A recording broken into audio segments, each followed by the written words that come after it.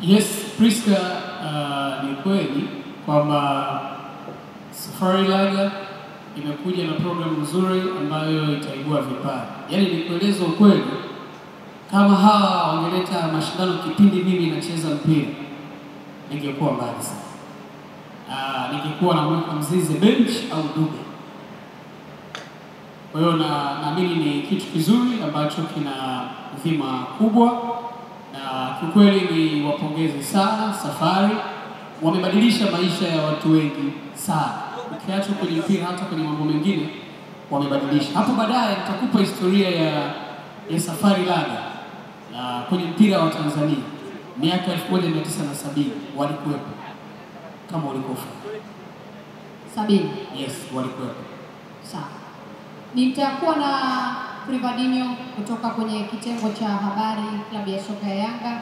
Nitakuwa na mzee wangu Sekilojo, lakini pia Bey kutoka benchi la ufundi la klabu ya Yanga.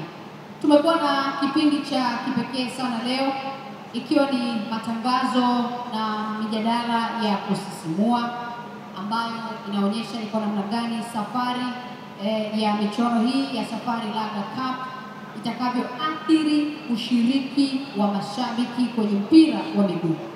Lakini si mashabiki, pia wachezaji watakaopata nafasi ya kuchaguliwa na kuja kutengeneza timu ya Safari itakayowakilisha wachezaji wengine siku ya kilele. Lakini zaidi kuziba pengo lililoachwa na wachezaji ambao wanaitwa wachezaji wa mtaani. Hawa ni wachezaji ambao pengine unaweza kusema wana taaluma nusu ni kipaji walicho nacho, lakini ukamilifu wao ni pale ambapo wanapata nafasi ya kuungana na wenzao ambao wanalelewa kwenye vituo vinavyofahamika. Mimi Priska na swali. Sawa. Sekilojo, wakati unatoa mifano ya wachezaji vijana ambao wametoka kwenye timu B na kwenda timu kubwa, hawa watakuwa mashahidi. Tanzania hii ukizungumzia vilabu hivi vyetu, jina linalokuja ni Mzize. Kwa nini hatuna Mzize wetu? Umesema TFF wanajua, ndivyo yuko pale. Atakusikia. Kwa nini tuko wachache? Kwa nini hawaaminiki? Chanzo ni nini?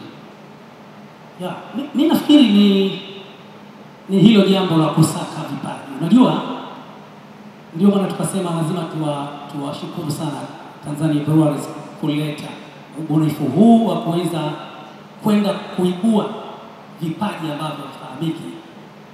Naamini kwamba kuna wachezaji wengi sana wenye vipaji huko mikoani na vijijini, lakini wanakosa platform nzuri ya kuweza kuonekana. Lakini kupitia programu hii nadhani unaweza kuona kwamba wachezaji wengi watapatikana, au wakina Mzize wengi watapatikana na kuweza kubadilisha maisha yao. Mpira sasa hivi ni biashara kubwa sana. Sasa kwa kupitia hayo ambayo nimeeleza, kwa maana ya kwamba kusaka wachezaji, kutafuta wakina Mzize wengine, nadhani platform hii ya TBL itasaidia sana vijana wengi kuweza kupata nafasi ya kuonyesha uwezo na hatimaye kubadilisha maisha yao. Sawa, na hapo nina swali kwa Priva kabla sijarudi kwako Sekilojo na baadaye Abei. Mwaka huu Yanga inatimiza miaka 90 tangu kuanzishwa kwa kama klabu ya mpira wa miguu, mashindano mengine. Katika miaka hiyo ambayo tunaizungumzia, Yanga imekuwa na mabadiliko, lakini pia imekuwa na athari chanya kwenye mpira wa miguu, sio tu Tanzania lakini pia Afrika kwa ujumla wake. Priva, kwa mazingira haya ni kwa namna gani ya kipekee Yanga imeshiriki katika ukuzaji wa soka kwenye nchi hii? Priska, umeuliza swali moja zuri sana ambalo lina dhima kubwa ya mpira wa Tanzania. Wakati naingia Young Africans, tulikuwa na program kwanza ya kuchimbua historia ya klabu yetu. Tulifanya documentary, lakini vile vile tukazindua kitabu. Miongoni mwa vitu ambavyo tulibaini wakati tunafanya utafiti, tuligundua mwaka 1971 klabu ya Yanga ilifanya mapinduzi makubwa sana kupitia Yanga Kids. Wakati ule wa Mzee Tabu Mangala. Tanzania ukizungumzia historia ya viongozi wa klabu ya Young Africans ambao wamefanya makubwa, huwezi kuacha kutaja jina la Tabu Mangala. Fikiri marehemu. Sahihi kabisa. Tabu Mangala alianzisha program kubwa sana ya vijana. Walipatikana kina Pombe Mali, wakapatikana Adolf Richard, Masha, kina Manara, walipatikana kupitia ile program ya Yanga Kids ambayo ilikuja kuwa na mafanikio makubwa ikiwemo kubeba ubingwa wa Afrika Mashariki. Kwa historia ukirudi kwa klabu ya Young Africans kwa maana ya kuibua au kuamini vipaji kwa muda mrefu sana tuliwahi kufanya vile. Ingawa baadaye mzee Tabu kama kuna mambo yalikuja kumzidia, nafikiri 76 klabu ya Yanga ikapasuka, baadhi ya vijana wakaondoka wakaenda kuanzisha PAN.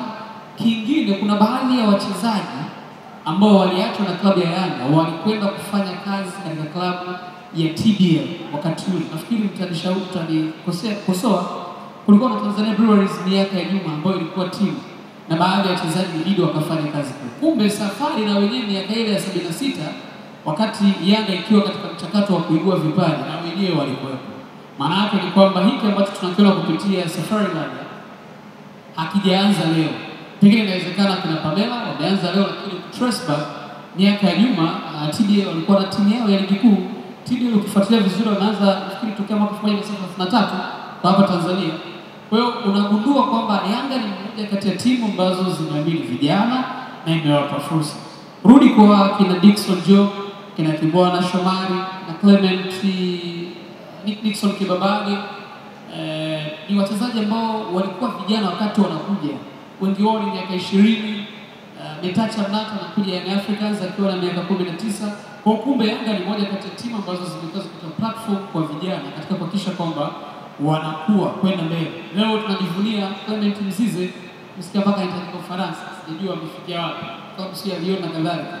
Kumbe inawezekana Clement ambaye alikuwa akiendesha bodaboda miaka 5 iliyopita, pengine kuna kijana yake Kevin John mwenzake ambaye amepitia hii Safari Land ya Cup, anaweza kuona kama haiwezekani. Ukirudi miaka 5 kumwambia Mzize ungekwenda Algeria, ungekwenda Afrika Kusini, ungekwenda wapi, ungevaa medali ya CAF, angekutukana kwamba umeelewa nini, lakini inawezekana. Kumbe hiki ambacho kinafanya na kukumbusha au kuongezea nyama kidogo sehemu hiyo. Hata kipindi chetu sisi wakati na John Yanga pale mwaka 94 tulikuwa na vijana wa pili ambao walikuwa wanaandaliwa na mzee Tambwelea. Kwa wale ambao wanakumbuka, nadhani mwalimu wangu ambaye alisaidia kwenye timu ya taifa Mzee Madadi anaweza akakumbuka. Na hili lilipelekea mwaka huo tulikuwa tuna mchezo kati yetu na Simba. Alafu pakatokea sabotage fulani baadhi ya wachezaji Simba. Yes. Kwa hiyo tukapoteza ule mchezo. Kwa hiyo iliwalazimu viongozi wa Yanga kutimua wachezaji wote, timu nzima, kasoro wachezaji 6 tukiwemo na mimi ambaye tulibaki. Sasa Yanga ni majasiri toka zamani, kwa sababu nakumbuka wale vijana wengi ambao walikuwa wanacheza timu ya pili, akiwemo Anwar Awaz, wale nakumbuka, Silvatus Ibrahim Police, kulikuwa na Mzee Abdalla na Nona Shabani ambaye baadaye alikwenda kucheza vilabu vingi tofauti huko Faransa mpaka kule England. Kwa hiyo ni kitu ambacho mara nyingi Yanga wanakifanya tangu zamani, kuwa na timu za pili na kuleta manufaa kwa wachezaji hao, na unaweza kuona kwamba hata mechi iliyofuata wale wachezaji ambao tulikuwa tunaita ni wadogo, na tulipata mechi na Simba kiasi ambacho kila mtu alitarajia kwamba mechi ile tutapoteza, kwa sababu tumejumuisha wachezaji wengi waliokuwa timu ya pili ambao hawana experience, lakini matokeo yalikuwa ni sare, kitu ambacho kila mtu alishangaa. Kwa hiyo ni matunda ambayo tunayasifia, ndio maana hata leo tunajaribu kuwashukuru TBL kwa kuleta program hii ambayo tunaamini kabisa itasaidia vijana wengi sana.